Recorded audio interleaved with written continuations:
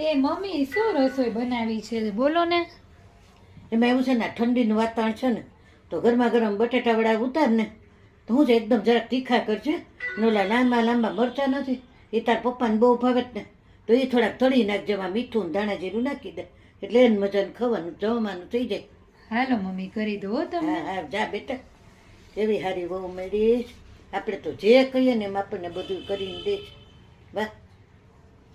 હાલ્યો મમ્મી જમી લ્યો નિરાતે હો. આ શું છે હે? બટાટા વડાની વાત થઈ હતી. તાર મમ્મીએ તને કાંઈ શિખામણ નથી હા આપી? બટેકાનું શાક ને રોટલી તો છે મમ્મી. પણ તને બટેટા વડા કીધું તું બેટા, મમ્મીએ તને કાંઈ નથી શીખવાડ. આ મને તો બટેટા વડાની હું રાહ જોઈને બેઠી હતી.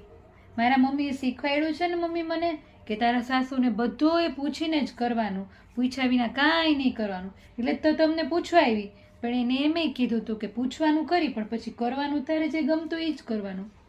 એટલે તમને પૂછ્યું ને પછી મને જે ગમ્યું એ કર્યું.